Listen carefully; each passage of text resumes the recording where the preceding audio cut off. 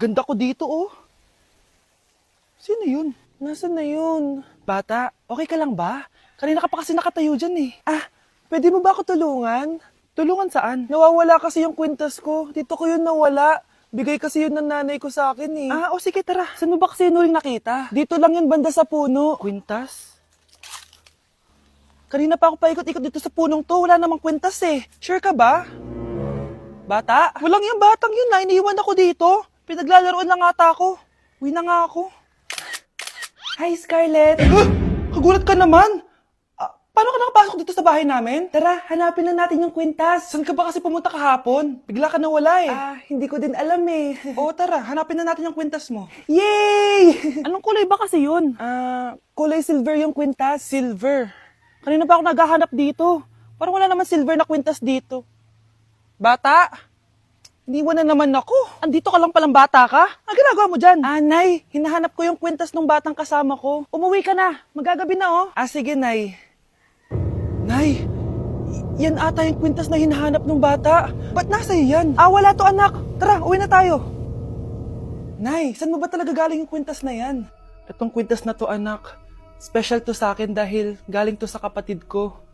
Kaso, namatay siya nung 9 years old siya. So yung bata kanina, siya yung tita ko na namatay? Oo anak, siya lang ang may favorite sa akin.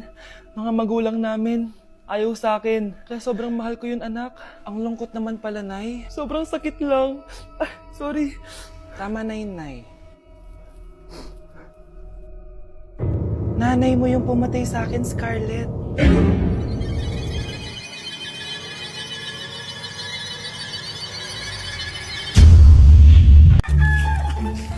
Ang dami natin na pamilya, anak! Oo nga, Nay. Ang aesthetic nito. May ootsedi na naman ako.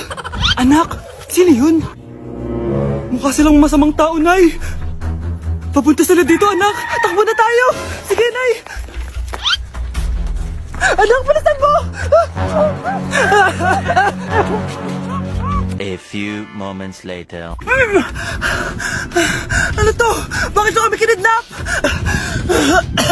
Anong gagawin niya sa amin? Mukhang mamahalin yung dala niyong gamit dyan Marami kayong pera, no? Bobo ka ba? Okay lang to. Nilagay lang namin sa paper bag para magbuka kami sosyal. Wow! Mukhang nakadalawa tayo ngayon, boss Oh, bakit anak? Boyfriend ko to, Nay Walang liya ka? Bakit mo kami kinidnap? Aba, ayos yung boyfriend mo hindi ko naman alam na kinuha nila kayo. Eto ba trabaho mo? Nangingidnap? Part-time lang to. Ang mahal kasi na pinapabili mo iPhone 13 Pro Max. Kala mo ganda mo. Ano pa hinihintay mo? Nakawan na natin sila. Malahimik ka dyan. Girlfriend ko yan, no? Bakit ko sila nanakawan? Isusumbong kita sa nanay mo. Teka lang. Hello, tita? Yung anak mo nangingidnap. Punyeta kang bata ka? Pabikat ka na nga na may marwisyo ka pa? Manda ka sa akin! Lagot ka sa nanay mo!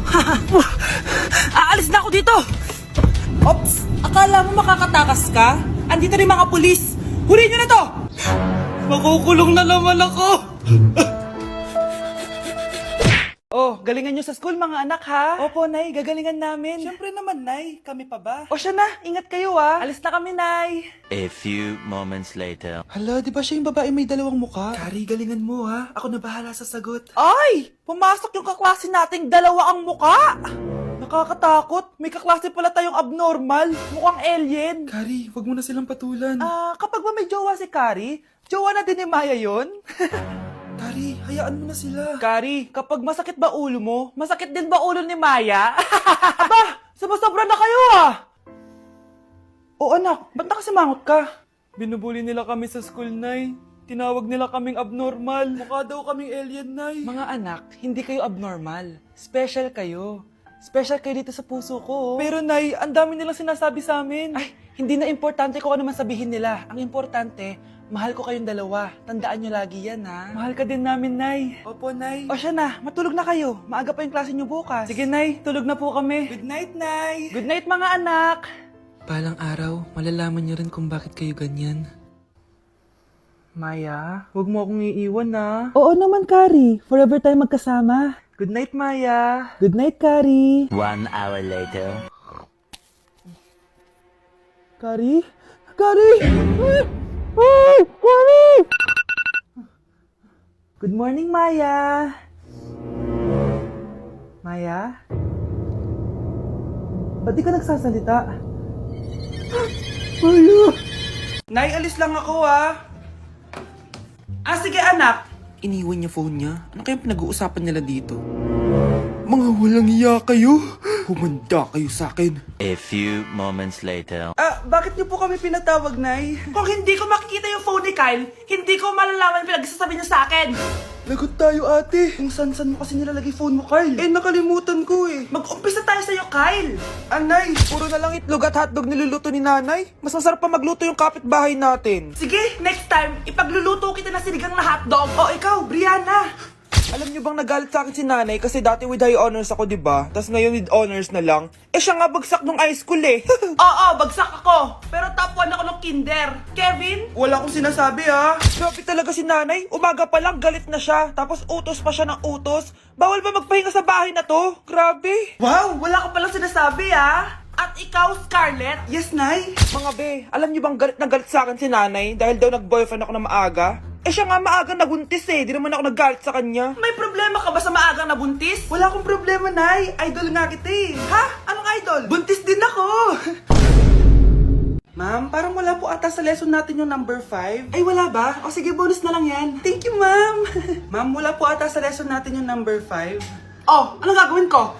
Puro ko kasi daldalan, kaya di mo alam. No, favoritism si ma'am. May sinasabi ka? Ay, wala po. A few moments later. So, ganun lang siya kadali. Ma'am, pwede po pa-excuse? Sumasakit po yung puson ko eh. Sige, punta na lang sa clinic. May gamot doon. Sige po, ma'am. Nagets niyo ba, class? Ma'am, excuse po. Sumasakit po yung puson ko.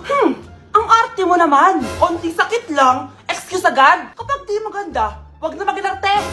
Kala mo naman ang ganda ni ma'am. Hello po, ma'am. Sorry po, absent ako kahapon. Nagkalagnat po kasi ako eh. Ganun ba? Sige, excuse na lang kita. Sige po, ma'am. Thank you po. Ma'am, excuse po. Nilagnat po kasi ako kahapon kaya di po ako nakapasok. Naku, tigilan mo ako Walang isang araw na lagnat. Ang sabihin mo, tamad kang pumasok. Ikaw nga, palagi ka nga di pumapasok eh. Anong sabi mo? Totoo naman, ma'am. May favoritism ka. Susumbong kita sa principal. Maniniwala ba ang principal sa'yo? Wala ka namang ebidensya. Anak, mag-exam tayo mamaya ha. Dapat mas mataas grades mo kay Scarlett. Oo naman, Nay. Mas magaling naman ako sa kanya. Anak ni ma'am si Samantha. Eto yung mga sagot mamaya sa exam. I-perfect mo yan. Sige na, Nay. Baka may makakita pa sa atin. Humanda kayong dalawa sa principal. Tapos na yung maliligayang araw niyo. Ang makakasagot na to may plus point sa akin. What is 2 times 2? Ma'am ako, ma'am. Wala bang gustong sumagot? Ma'am, alam ko po yung sagot. 2 times 2. Ma'am. Okay, Samantha. 2 times 2 is 4. Very good. May plus 5 ka sa akin. Ang daya naman. Kanina pa ako nagtataas ng kamay. Ma'am, pwede pa po ba ako mag-take ng quiz? Absent kasi ako kahapon eh. Ay, hindi na. Absent pa more. Tatamad-tamad ka kasi mag-aral. Nagkasakit po kasi ako, ma'am. Anong gagawin ko? Ma'am, pwede ba ako mag-quiz kahit absent din ako kahapon? Oo naman. Ito, magsimula ka na. Thank you po, ma'am. Bakit siya pwede mag-quiz, ma'am? Bakit? May problema ka ba? Oo, may problema ako. Favoritism ka. Palagi na lang sa Samantha yung binibigyan mo ng chance. May galit ka ba sa akin, ma'am? Sabihin mo. Hindi ako galit sa'yo. Pero sa nanay mo, oo. Wag na wag mong dadama yung anak ko sa problema mo sa akin. Nay, anong meron? Yang nanay mo, pabida. Dapat ako yung top 1 ng high school kami. Alam naman natin dalawa na deserve ko talaga maging top 1. Hindi kagaya mo, binabayaran yung school para tumaas ang grades. Totoo ba yun, Nay? Sinungaling ka! Mana ka naman para sa nanay mo, Samantha. Nga pala, alam na ng principal yung pagiging favoritism mo. Good luck na lang sa'yo,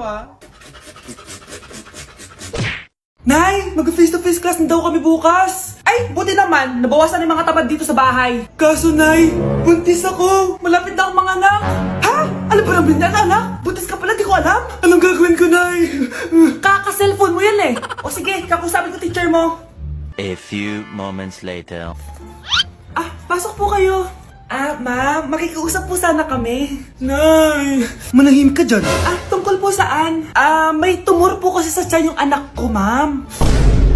Hindi po siya makakapasok sa school. Ganun ba? O sige, i-accept ko na lang siya. Salamat po, ma'am. Tara na, anak. Ang sakit ng tiyan ko. Anong nangyayari? Wala po to, ma'am. Nay, manganganak na ata ako. Ba't ngayon pa? Umiri ka. Ano ba naman naman yan? Sige, ire! Ayun na, malapit na! Akala ko ba tumor? Ayun na, ayun na! Grabe na talaga yung mga bataan ngayon! Nagsisibuntisan na! Uy, be, gala naman tayo minsan. Punta tayo Tagaytay. True, be. Ang ganda ng bagong bukas na coffee shop doon. Ang sarap mag-story. Tara na, pwede ako bukas. Tara na, mga 5:30 AM kita na tayo sa bus station, ha? Baka drawing na naman to, ha? Matutuloy yan, be. Nakapag-alarm na nga ako, eh. Gigising ako, promise. Nasaan na ba yung mga yun? 6 AM na. Oh, alas na tong bus papuntang Tagaytay, ha? Puro kayo drawing, ha?